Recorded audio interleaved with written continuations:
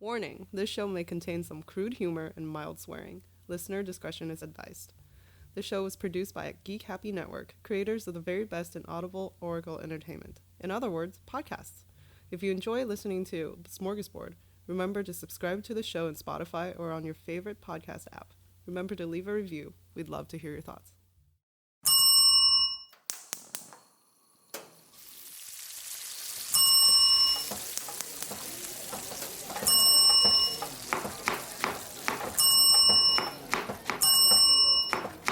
This is Smörgåsbord!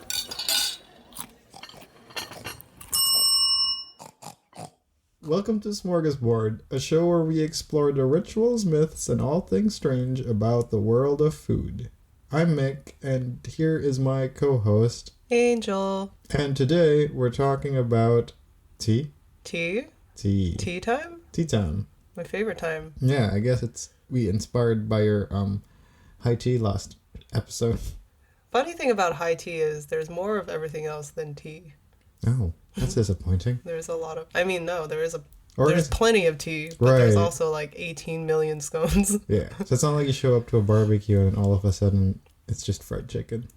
I mean, that would be awesome. Yeah, I guess I can do that. I don't have any complaints True. if that happens. But you also have that story about Chinese death tea that turned out not to be Chinese. It's pretty metal. What was it again? Death tea. It is Chinese, I thought. Oh. I don't know. As you can see, we definitely researched. Well, you were telling me you had a story about some friend of yours who talked about some death tea. Right. She calls it death tea. Right. But because whenever she makes it, she feels like she's dying. So it's a tea, like when you're about to get sick. Right. You throw these ingredients together into boiling water. Okay. So if you're getting sick, and it is the season because it's getting colder. Yeah. So ginger, slice it up. Garlic, disgusting, but throw it in there. Wow. Lemons, chili peppers, and you can add a little bit of honey if you don't absolutely hate yourself. So it's all the things that are said to cure things. Yeah. But you just I don't know if they actually one. cure things, but they're just naturally antibiotic. Right. So if you're getting like a scratchy throat or feeling a cough coming on, you drink that nasty ass tea. Oh. And like, I have made it before. It's not as gross as it sounds. I mean, you don't have to do the garlic. You can forego the garlic. I mean, that's the one that's yucky. Yeah, fair enough. So it's death tea because you take it when you're dying. Yeah. It's not so you take it so you can die. No. Okay. It has the opposite. Maybe she should call it a live tea. Right. Yeah. Well, I mean, a few years ago, apparently in San Francisco, there was a lady who died from drinking tea. Oh. So that would be death tea, I guess. Nice. I mean, not nice. No. The appropriate. Yeah. So apparently she bought this tea that contained aconite, which is a deadly poison that you get from a plant. You probably know it more from a more familiar name called wolfsbane. Yes. It's also called monk's hood, helmet flower, chuanwu, kawu, or fuzi. I'm guessing those are Chinese words. I thought it's called arcanite. Aconite. It's sounds called like a Pokemon. I think it is a Pokemon. Aconite. Aconite. Aconite? Pronouncing words is not our strongest suit. We're very sleepy people. Yeah. Apparently it's usually used in Asia as a pain reliever, but if you don't process it properly, it can be poisonous. So usually raw aconite's pretty poisonous, but you could kind of, I guess, process the poison away. Out of it? Okay. Which is what a lot of political systems try to do as well. Symptoms can include numbness, weakness in limbs, paralysis, which really just sounds like every day when I wake up. So. Yeah, same. Or when I try to go to sleep. Yeah. It also causes low blood. You're still awake. Yeah. Like you're just paralyzed. Yeah, my body gave up. Yeah. It also causes low blood pressure, chest pains, and sudden death. And there's also no known antidote for this tea. Oh, well, yeah, I mean, there's really no antidote for sudden death. It's like, well, what do we do? Nothing. She dead. But anyway, yeah, that apparently happened a few years ago. But today we're going to talk about something more than that. We're talking about teas in China, specifically about the mythology of Meng Po and her tea or soup of forgetfulness. But before we dive in a little bit into Meng Po, I think we should understand a little bit about what death is in China. Beginning with a Diyu? D-I-Y-U. Diyu. Diyu. Diyu. This might be Canto, which I don't speak. I don't speak neither. I know how to say 我. 我很爱吃饺子. That means I love to eat dumplings. But I think I know how to say 我很高兴. You're very happy? Yeah! That's all I remember. Hey, not bad. Not bad. Yeah. We'll talk about the Diyu, which really in Chinese mythology essentially is the realm of the dead, or as we usually call it, hell. Diyu is just really the realm of the dead, or what we call hell. Unlike here in North America, where our dominant religion or mythology is pretty much just Christianity, in China the mythology there is usually a mixture of Taoism, Buddhism, Buddhism, and whatever other cultural legends in each region. So as big as China is, it's so regional in its varieties as well. So I guess like how Christians have different Christians. Branches. Mm-hmm. Yeah, they fought each other for what they believed in. I don't know.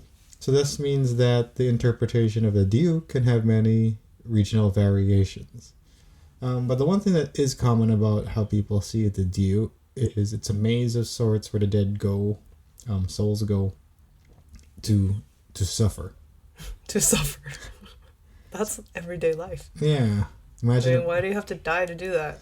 Yeah, well, apparently if you don't do well in real life, you just have to not do well in the afterlife. Oh, okay. This place... that's pretty subjective. What do you mean not do well? I don't know, man.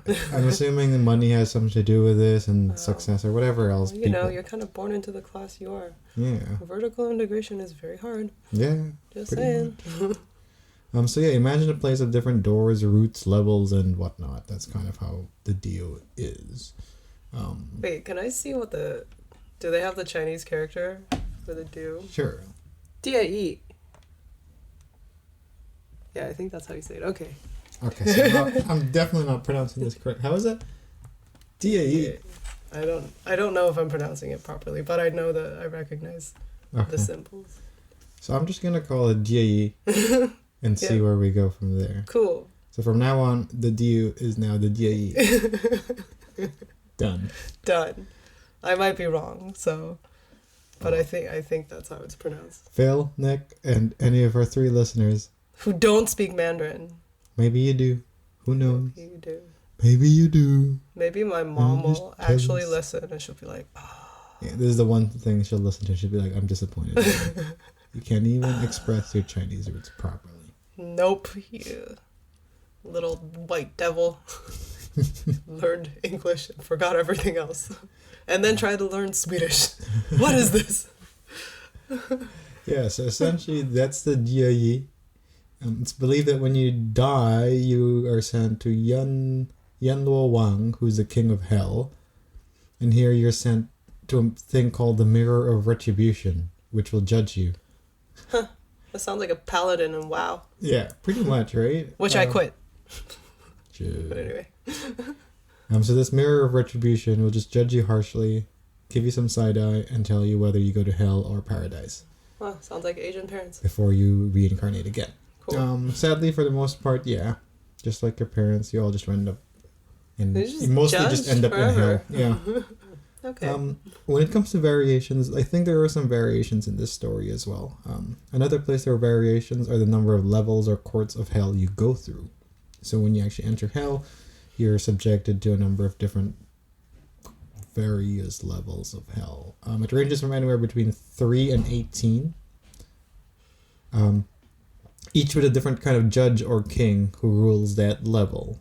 Usually each court will have a different punishment for you, and you need to go through it to atone for your sins. I'm not going to go too deeply in this because we're going to take 2 hours to talk about all of that. There's many levels. Yeah. Are there any highlights? Yeah, well, I'm going to go through the 10 levels of hell and just the names and the rulers of it. And maybe we could guess what they do. Okay. Court, this is fun. Yeah, court number 1, as we talked about, is the Mirror of Retribution, which is run by Wang Wang, or whatever. Oh, Wang. Sorry. And that's where you're judged to see whether you're going to go to heaven or hell. Right. Or paradise or hell, I guess. Or the Diyu. The second court is called the Pool of Filth and Hell of Ice, ruled by Wang. Wait. Ew. If it's a pool, how is it? Is it just ice? Is it frozen? Is the whole thing frozen? Then it can't be like a pool of nasty, sludgy water, which Yeah. was what I initially thought it was. Maybe it's a drink. You know, like you have it's to a drink pool it. of filth with a hell lot of ice in it. Oh, you. Yeah. Cold sludge. So maybe Ice cold sludge. Yeah. Sewage. So you enter this court as a bartender. They only have one drink. It's called Sludge. filthy ice. Mm. You gotta drink it. Yum. Salmonella. Yeah. So when you're done drinking the salmonella ice, you go to court number 3, which is Black Rope Hell and Upside Down Prison, ruled by Black Rope. Songji Wang. Okay, so you're just strung up like bacon. I guess so. And you just kind of hang out. Yeah. Okay. And Doesn't Songji seem comes that in bad. and tickles you for eternity. Okay, that's bad. Oh, I wonder if they get those demons from TaskRabbit. Looking for ticklers. Must be able to tickle for 12 hours. $18 an hour. Must be eligible to enter hell. Bring your own feather duster. Yeah. And your gear or whatever.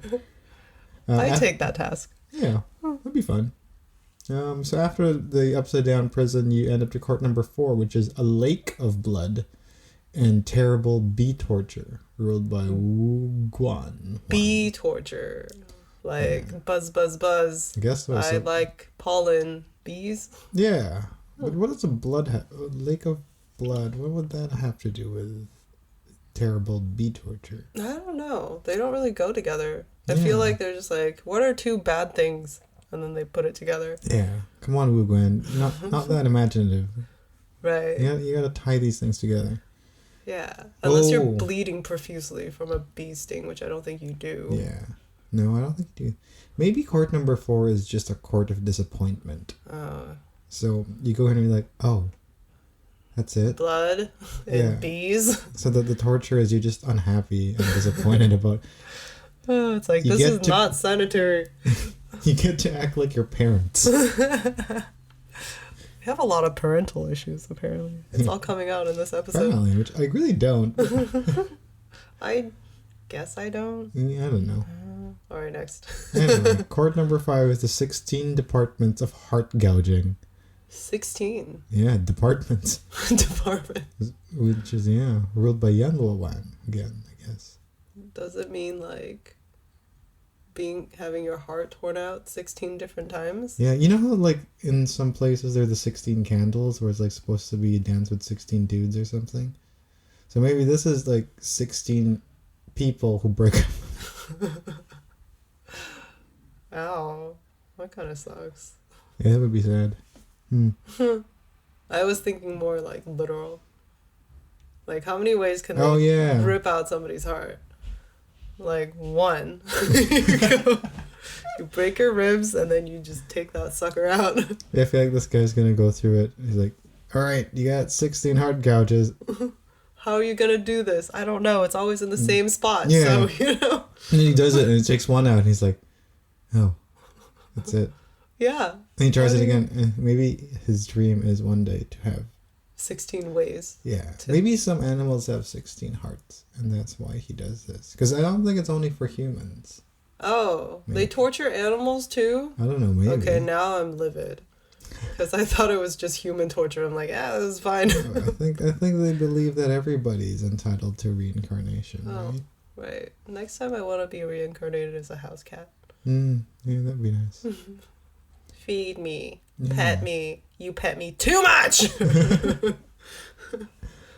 Oh, and then after that we go to screaming torture and administrative errors. Is this an episode of The Office? Is this even real? Maybe I should have checked how real these quotes. I don't read Chinese, so I can't really check these. Oh yeah. That just sounds like you're stuck in the office forever. Yeah. Doing paperwork. Yeah. Administrative torture. You're eternally inviting the wrong people to meetings. And you're a receptionist. Yeah. Just failing. Yeah, and you have your boss screaming at you, and you just, oh no, I said blue pen, but we only have black pens. Where are those TPS reports? We're gonna pursue. We're gonna run into negative this quarter. Quarter.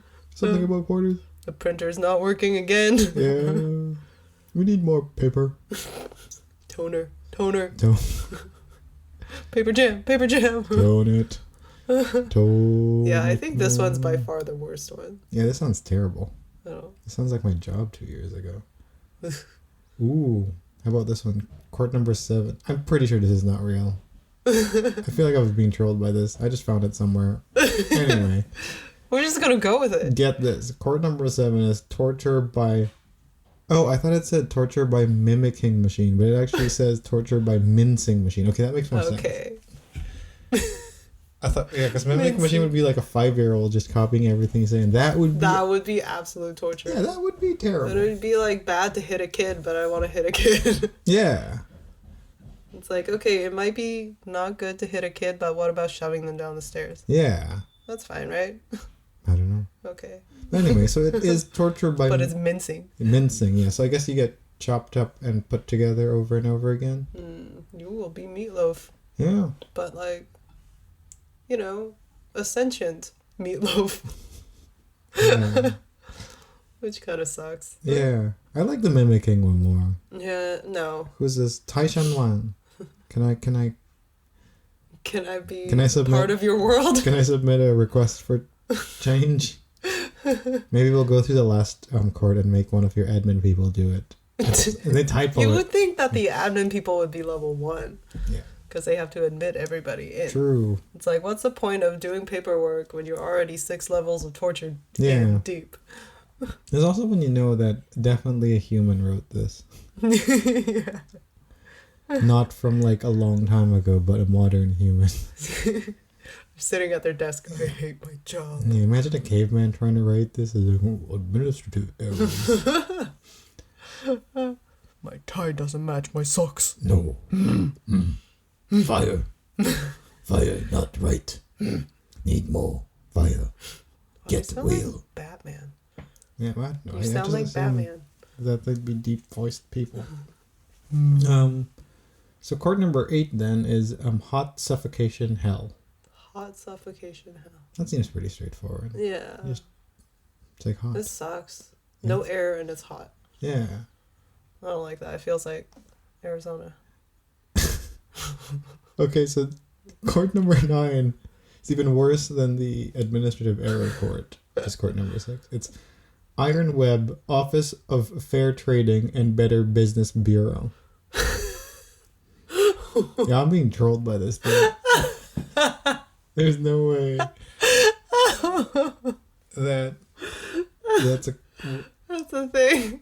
Who the hell? What?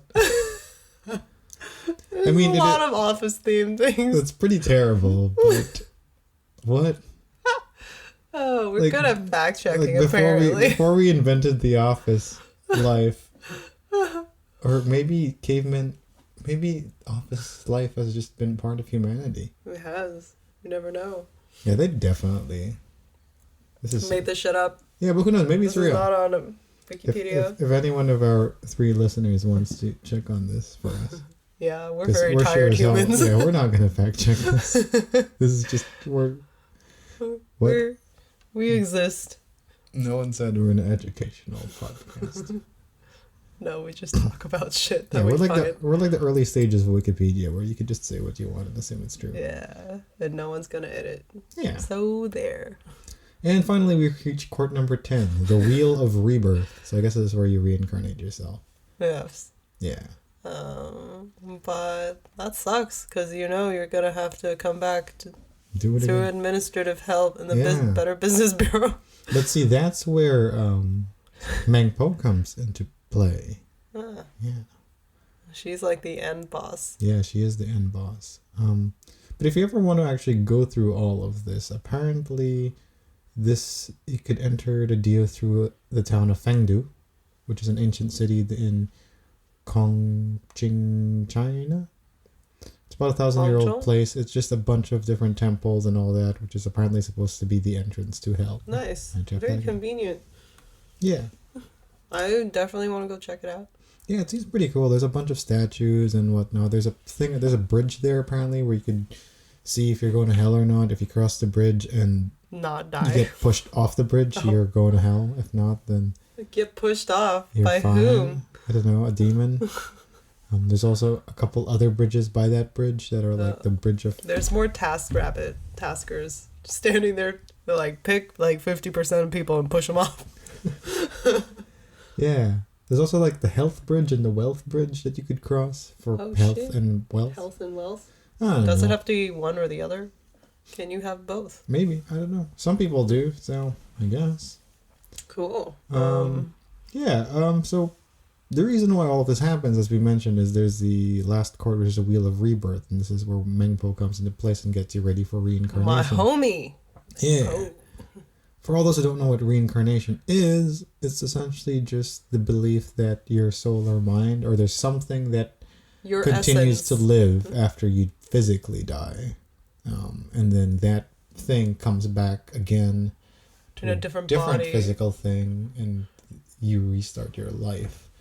It depends on how you believe in it. I think some believe in reincarnation as you are a soul or a mind, an individual soul or mind that just floats and comes back to a different one. I think in some other places, which I think is what Buddhism believes as well, instead of it being an individual soul, you enter one stream of consciousness again, and from there you're pulled out. For anyone who plays Final Fantasy, I guess it will be like the life stream in Final Fantasy VII, where everyone dies and all enters that stream again, and then from there life gets So does that mean your renewed. individuality gets disappears. Yeah. dissipates? Yeah. Okay. So that would be the difference of the Buddhism belief from the other probably ones.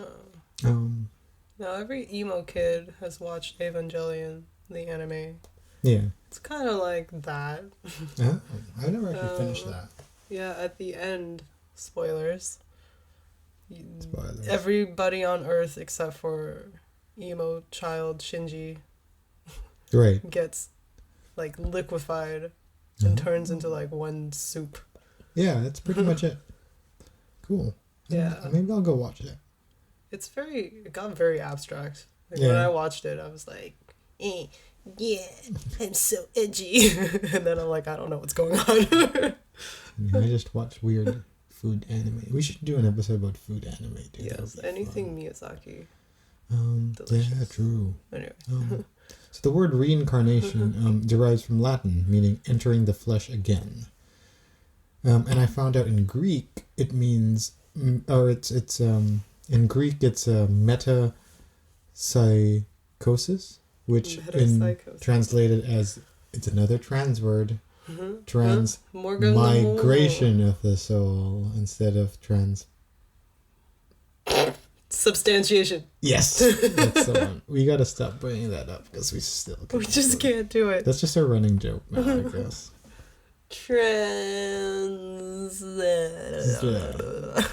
Trans Am. So yeah, so now this is all how the whole hell and Diyu works in China, and as we mentioned, the last court has this lady called Meng Po, and Meng Po it's her job to make sure that you're ready for reincarnation, and to do that, she has to make sure that you don't remember any part of your past lives. So for her to do that, she doesn't bonk you in the head or press a reset button. She offers you tea. What if you're like, yo, I hate tea, bitch? Yeah, well, Give me coffee. I'm assuming she'll turn into some terrifying monster. Just jam it in your mouth. Yeah. Okay. Yeah, she'd be like, drink it or I'll drink it for you. Oh no, wait. That's not- Drink it or I'll make you drink it. Yeah, that's the one. I'll drink it for you. She doesn't remember why she's there. Yeah, what happens? What happens if Meng Po drinks her own drink? Who's gonna? Yeah, you think she ever stood there waiting for people to reincarnate and Yeah. no one's coming? She's like, I'm bored and thirsty. Yeah. Like any good chef, you have to taste your product. So I don't think it matters because it tastes so. Even if it tastes super bad, they're not gonna remember as soon as they drink it. yeah, fair enough. So I guess she's not really like a chef. She's just a Nurse. a scientist or whatever. So yeah, she offers you this tea or soup called the 5-flavored Tea of Forgetfulness or whatnot, which is a mixture of just different herbs.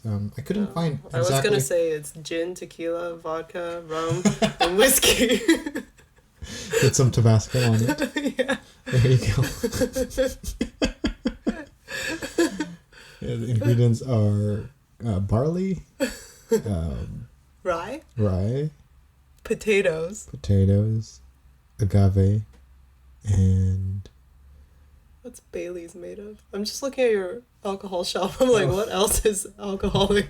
oh, sugar because of rum, Sugar. right? Yeah. Something like that. Yep, there you go. I've spent all week trying to find the recipe, but I think we just found We it. just did it. Woo woo. All right, so we're gonna make this one day, and well, shit. Okay, isn't that Maybe drink that's why also when you called make- an adios motherfucker? Yeah. Well, in the Philippines, there's a drink called the Wang Wang, which is just a mixture of so many different things, and they call it the Wang Wang because when you drink it, that's how you feel. Weng Weng. Hey, that sounds good. I'm down to try it. Maybe that's why when you're born to a new life, you don't really function properly. It's not because you're a baby; it's because you're Drunk as hungover. For many years. Yeah, you're just So super hungover. Because Damn it, Meng Po, you party too hard. it's like, yeah, damn me. Well, anyway, so yeah, every soul has to drink this before they leave hell and enter a new life. Forgetting your past not only prepares you for your past life, but I guess it's also some sort of a symbol that you're cleansed of your past wrongdoings as well. You don't want to go through all of that hell just to know that you still are a fuck up. Maybe you do, I don't know. So there's no better way of cleaning your wrongdoing by than just forgetting about it. So you can do it all over again because you Yeah. remember that you already did it. Yeah, which seems like every politician ever anyway. We're just being political a little bit because the Canadian elections just happened and apparently somebody won or something. I don't know. Something happened. Yeah. I voted, but I did too. nice. Just- One regrets, they don't have any I voted stickers. Oh yeah, I noticed that too. Hello. Like, What do you think I'm doing this for? Yeah. To vote? There was No. one, I remember when was that? I think it was 8 years ago. They also gave lollipops. What? I didn't get a single lollipop. Bet you some parent just I complained. had to drive very far to go Be to like, my polling place. I'm diabetic, so why can't I get it done? I don't know. Here's your gluten-free cookie. Yeah. We're having voted. So whoever complained about those lollipops, you deserve a special place. You in can the just Diyu. not take it. Yeah. You can say sorry, Yeah. or you don't even have to apologize. You can just Yeah. say, but You you know, know, being Canadian, What's his apologize for name? everything. Yeah. Bian Cheng from the court of screaming torture and administrative errors is gonna haunt you for the rest of your life. Whoever complained about the Lollipops are not errors. Bet you it's a Karen. Karen, you deserve a special place in administrative hell. Got a paper push for eternity. Yeah. Anyway, back to China. Yes, I would assume that all of this is just part of the mythology. There is some belief that some people have escaped drinking the tea. So I guess experiences similar to like deja vu or feeling like you're living in a different body. The way they explain it is that you maybe not got drunk enough with Meng Po. It's also believed that Buddha himself escaped drinking the drink, which is why he remembers his past lives. Yeah, so that's pretty much it about Meng Po. But as a whole, there really is a big significance about tea in China. It's a pretty big deal for them. I saw this thing about a Chinese saying that goes, firewood, rice, oil, salt, sauce, vinegar, and tea are the 7 necessities to begin a day. Tea. No, you think it's because It was accessible caffeine, source of caffeine. Maybe. It began as a medicinal thing. You could see in a lot of parts of China that really there's so much tea. I mean, you go to a Chinese restaurant, they offer you tea. Yeah. I would rather have water. Yeah. And for them, it's similar to wine, I guess, for us here, where there's like rituals and different things about you could drink tea, you could taste tea. It's different. Like wine, you could taste wine or drink wine as well. You could enjoy the flavor, or you could just get drunk or get energy or heal from it. In fact, there's a whole art form of tea called the Gongfu Cha, which is, I guess, the Kung Fu of tea. Yeah. Because Kung Fu just means like lots of training to mastering a skill, and I guess Gongfu Cha. Oh, is that why Gongcha is called Gongcha? I don't know. They think they're the masters of bubble tea? I think it's a different Gong. No. It's a different character. Done. Yeah. Anyway. It's such a... In fact, tea is such a big deal in China that in 2002, someone actually paid somewhere between $28,000 to drink 1 cup of tea. What? Yeah. What's in this tea? It's like I can't remember what it was called, but in the Wuyishan Province, there was this special tree that only had specific number of lives left. Like there's not a lot of the the original tree of it. Mm-hmm. So it's super expensive to just drink it. So someone just paid that much money just to drink that. But apparently there's a lot of non-mother trees. And they are pretty much the same. Similar, I guess, not exactly the same. Anyway. That's just crazy, man. I could think of many other things you could do with 28 grand. Like Yeah. That's 2,800 bottles of scotch. Yeah. Huh. And you don't get drunk. It's just leaf water, dude. Yeah. It's leaf water. Yeah. So it's actually such a big thing in China. It became a major export of China to Britain back in the day. The English eventually bought so much tea from China that they were actually losing out on the trade because they were getting a trade deficit, which eventually led to Britain trading opium to China, which started the Opium War, which Britain won and caused Britain to eventually take hold of a certain place that's causing a lot of news right now. Hong Kong. Hong Kong was ruled by Britain because of tea. Dangerous substance. Yeah. Tea is such a big deal in China. The earliest recorded writing and mentions of tea came from China. It's believed that the second emperor of China, Shan Nong, Just make all the trying all the sounds. inflections, see if One of them will be works. right. He apparently discovered tea by accident. That a tea leaf one day fell on his pot of boiling water. And when he drank it, he surprisingly enjoyed it. Just from one? From one leaf. Yeah. One leaf. Hmm. Maybe it was a bushel of leaves. I don't know. It must be very powerful. Or His his boil of potting water must be a very tiny one. It's a pretty small boiling pot. Boiling pot. But the person who did make tea famous in China isn't him, but Lu Yu, who's also known as the Sage of Tea. He's known as one of the first to write about the cultivation and creation of tea, and the book is called The Classic of Tea. It used to be a 3-volume thing that they combined into one book now, I believe. This guy was so intense about tea that he has the ability to tell the difference of the water used for tea. This one is from the ice sludge water bar. And this one's from the Lake of Blood. This one is just from your toilet. Yeah. So there's this story about him finding this river with like super pure water that was perfect for the tea. But he said that since it's river water, there's specific places in the river you should collect it from. And someone once returned water to him and he said that it wasn't from that spot. And then he took some water out. Anyway, it was weird, but he apparently can tell the difference of water. Sounds like a wine snob. Yeah, it's a wine snob with water. Yeah, it's like, dude, water come snob. on, man. It's just water. But I mean, people talk about like. Actually, we say that all the time when we went to Europe. Oh, I miss Vancouver water.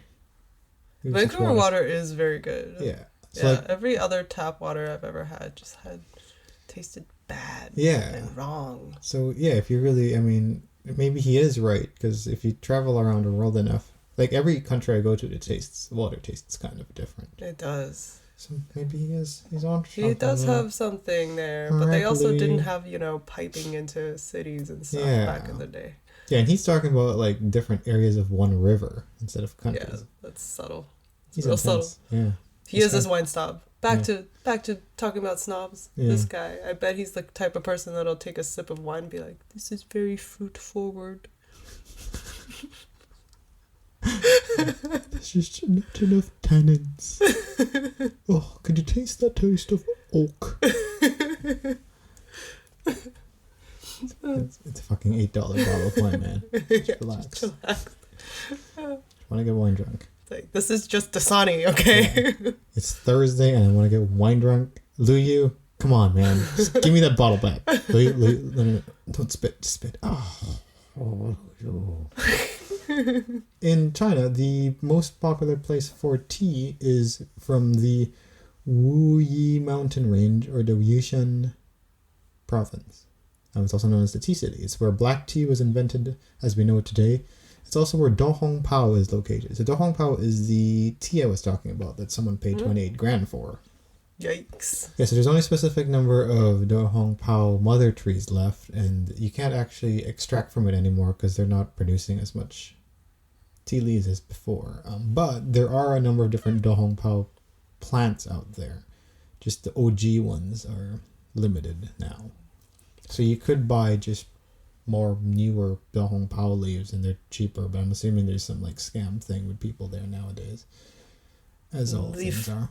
Yeah, just like the Civet Coffee episode where the people just scam people for fake Civet. Oh, yeah. Today it's also known most for its oolong tea. As teas in this region are said to have complex flavors due to trees growing in rocks, adding a mineral-like flavor to the teas. As we're a food-based show, though, I found that they had this really cool thing in the province called tea eggs. Oh, I love tea eggs. Yeah, so they're like these marbled eggs. It looks so cool. And I guess what happens is it absorbs the tea. The egg absorbs the tea. I was looking up how to cook it. So apparently you just slow cook it. You cook the egg first as a hard-boiled egg. Then you crack the eggshell. But you don't break the egg open. You keep the shell in. And then you pour it into your tea mixture. Then the egg still absorbs all of that after. You get like a spider web effect when you actually peel the shell off. Yeah. And you add things like anise, cinnamon, and tangerine zest to it as well. So good. Oh, it sounds so good. You know, they used to sell these at 7-Elevens in Taiwan. Really? Yeah. They just have a pot right next to the cash register, like a crock pot. Really? And then it's just filled with tea eggs, and then you... We should try to make this. Yeah, we can do it. Yeah. So Dohong Pao, apparently the name Dohong Pao comes from, its translation is Big Red Robe. And the mythology behind it was this guy who was going for like an imperial exam. And on his way to the exam, he got sick, and this guy gave him this tea that came from the Dohong tree. And he got cured. He got to the imperial exam. He passed. Became an imperial officer. So once he got to become an officer, he came back to the province. And from there, the guy gave him some leaves. And he's like, well, shit, I don't know how to bring this back to the place, to the palace. So he used his robe that he got from the imperial officer robe to wrap all the leaves around. And the robe's a big red robe. That was the story. It's a very literal story. Yeah. They used the leaves eventually to cure one of the emperor's daughters or something, so that's why it became popular or whatnot. This reminds me of the time I got into a car accident right before a final. But I didn't have any magical tea. Oh. I had some painkillers. Did you pass the final? I got an A. Oh, heck yeah. I had Ativan, which is like an anti-anxiety. Right. So I was having panic attacks. Uh-huh. And then I had a bunch of painkillers. And then I was like getting too sleepy. So I'm like, I'm going to chug a Red Bull. So I did all of that in Red Bull. And I wandered into that exam. And it's in one of those rooms where it's like there's steps down. Right. It's like a lecture hall. I walked in and I'm like, I can't do those stairs. So I told like, teacher, can you pass me a test because I can't go down those stairs? I just got into an accident. I'm just going to sit in the back here. Yeah, and then I aced it. It was pretty cool. That was pretty badass. So Asian. It's like, yeah, my shit's broken, but I need to go take my final. You probably came back with your report card or whatever. Like, hey, I aced the car. Or I aced the test. And your mom was probably like, but you broke the car. D- in life. Disappointment. It's like, yeah, but you went to film school. That should have been an A++. It's like, Mama, they don't do pluses. I don't care. So yeah, when it comes to tea, it's similar to, I guess, coffee, where it really just comes from one plant, the Camellia sinensis. The Camellia sinensis does have a couple varieties in it, which is the sinensis variety and the Assamica variety. The difference being that the sinensis has smaller leaves and are more capable to grow in lower temperatures, while the Assamica have bigger leaves and can really only grow in warm temperatures. It's also known that the sinensis grows mostly in China, while the Assamica grows in India. There's not really one that's better or not, but I guess our Chinese overlords will say that theirs is better. Ah, yes, China forever. Yeah. As we know, there are many different kinds of teas, one of which the varieties are really just kind of based on the way you prepare, oxidize, and process the teas. You could actually roast, steam, or pan fry leaves before you... Yeah, I thought that was interesting. So yeah, it's just based on those different ways. So white tea is just subtle in flavor and delicate kind of tea. They undergo the least amount of processing. They're just kind of picked, withered, and then just dried. The next level from there is green tea, which is very popular. I think it's my favorite kind of tea, is green tea. This type is one that most commonly is known to be the healthiest of all of them. And in fact, it could help reduce your risk of cancer, apparently. Allegedly. There are two main methods you could do to get green tea. You could either steam or pan fry it. Japanese green teas tend to be steamed, and they're more bright and vibrant in color, while in China they tend to pan fry it, which leads to a more pale or darker green color. I love pan-fried things. Yeah. But I didn't know people pan-fried tea. Yeah, isn't it interesting? So they dry it out and then they pan-fry it. Nice. Next one is black tea, which in Asia is known more as red tea. Red being because it's the color of the tea. While black meaning because the leaves itself are black. Okay. This tea is most popular more in Europe and South Asia. They're perhaps the most common, and they're actually the most popular tea out there. It's my favorite. Yeah. The processed teas here come into a different grading. There's a grading system when you process black tea as well. There's the full leaf teas and the broken leaf teas. This is just how you crush or broke your tea. Obviously, full leaf is you have the full leaves still intact, while broken leaf is they're broken. Leaf shards. Yeah. The next one is oolong tea, which is the tea that has similar characteristics to green and black tea. This one is probably the most complex tea to produce and create. The best ones are known to be coming from Taiwan or China. They require a lot of steps to kind of create. They could be lightly oxidized like green teas or highly oxidized like black teas. And the leaves are usually rolled up and balled up. Oolong tea compared to other teas are really designed to be steeped multiple times, allowing you to release a different flavor for each steep you do. So it's the kind of tea you put in your glass and take off after a few seconds instead of keeping it there the whole time. This tea is probably what's used most in the Gong Fu Cha ceremonies to be able to enjoy the tea the most. And lastly, there's the pure tea or post-fermented tea. Oh, I like these. Yeah, Good. I've never actually tried these ones. It's subtle. Right. Yeah, so they're aged to improve the flavor. It's often really good for your body as well, like all teas tend to be. It's, I guess, common in China as well, right? And divided into two different styles. You could do it raw or cooked, sheng or shu. Sheng Sheng is shu. raw. Okay. Shou is cooked. Yeah, there we go.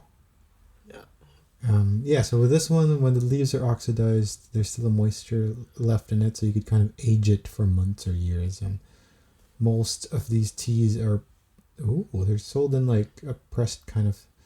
So most of these pure teas are pressed in a cake-like shape. Cake. Yeah. With a tea, the year of the tea stamped. So like wine has a vintage. I guess this one has a similar one. You could actually, some really older and well-aged tea cakes can go for thousands out in auctions or whatever. Ooh, would you still drink it though?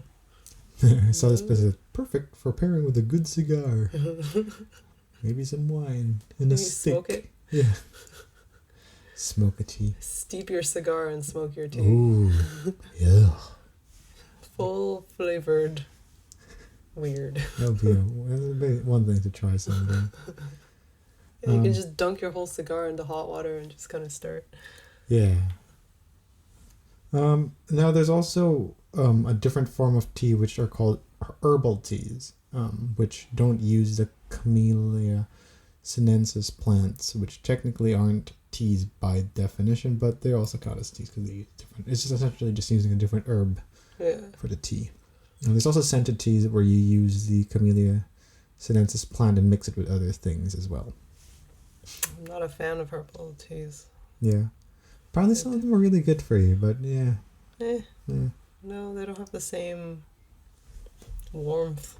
Yeah. In China, like every other country has their ways of drinking tea. The English do it with milk, Japanese drink it without adding anything. I think China's similar, we don't really add anything either.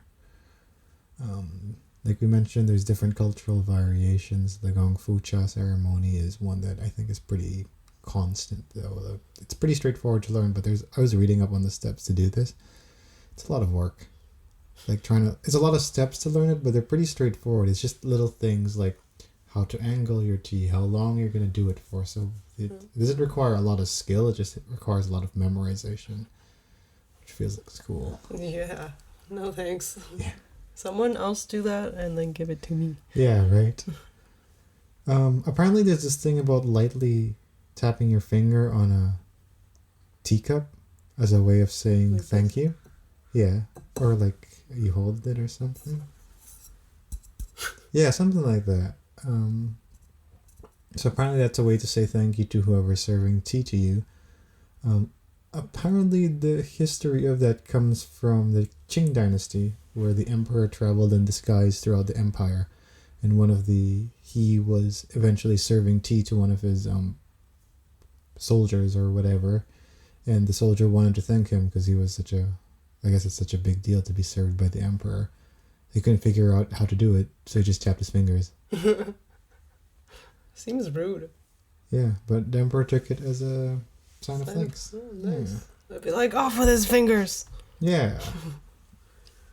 As we mentioned, there's a lot of health benefits for tea. I'm not even going to go through this because there's just so many. And you should just Google it, guys. Yeah, just Google it. I'm sure everyone knows. The one thing I found really interesting about this is that no study has ever said there's a causational relation with his health benefits and tea.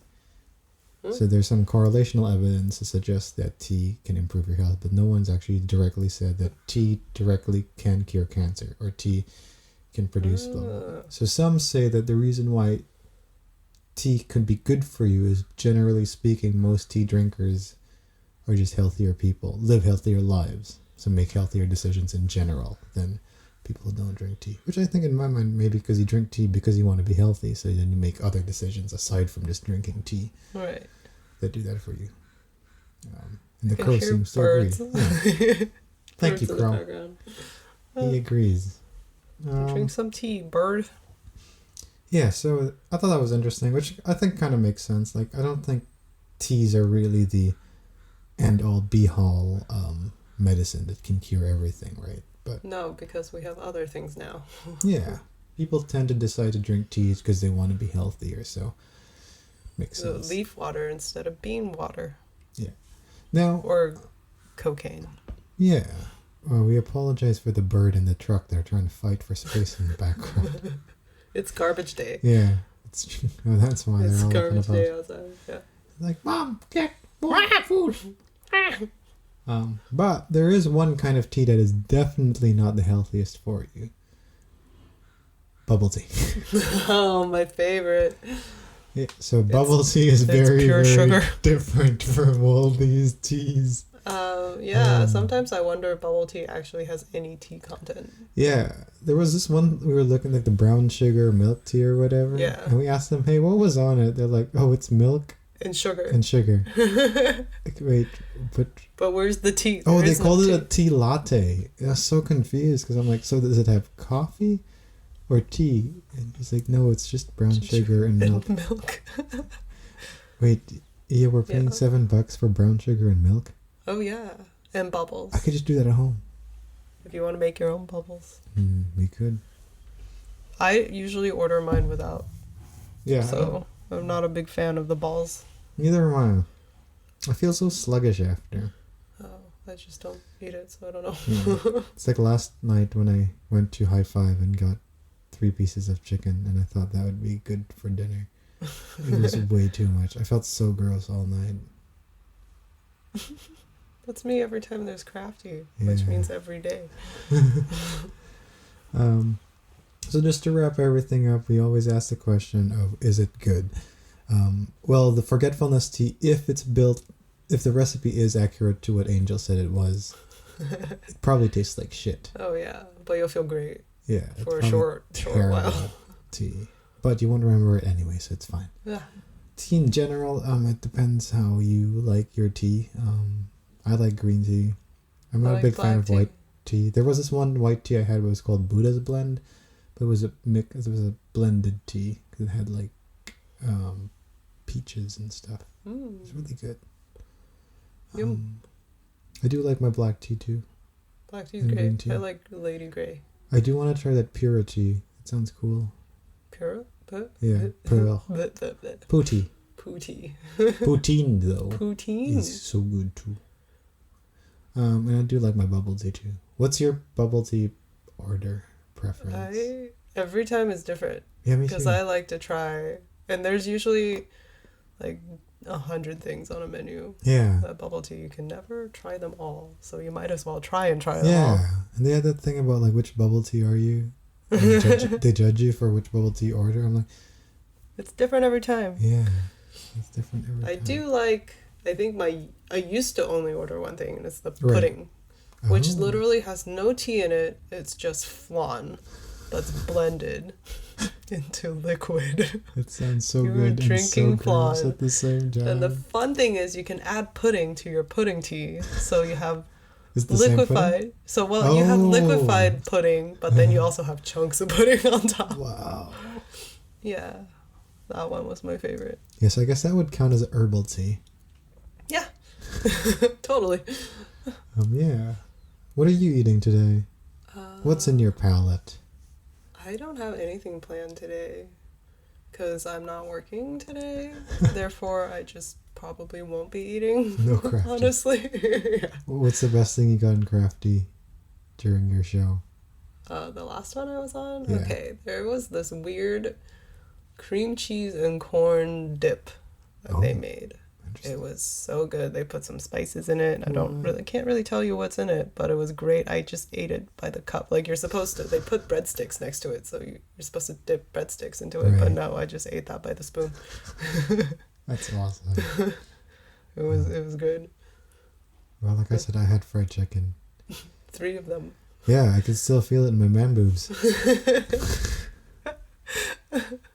They went straight into the boobs. Yep. And anyway, so that's our episode about tea and Meng Po. Meng Po's pretty chill. Your voice just got real spoopy.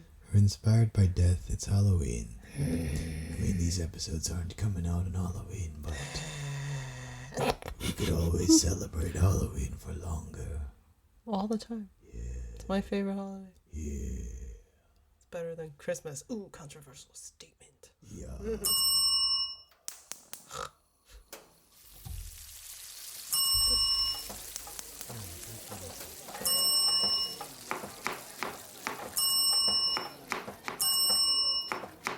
This is Smörgåsbord!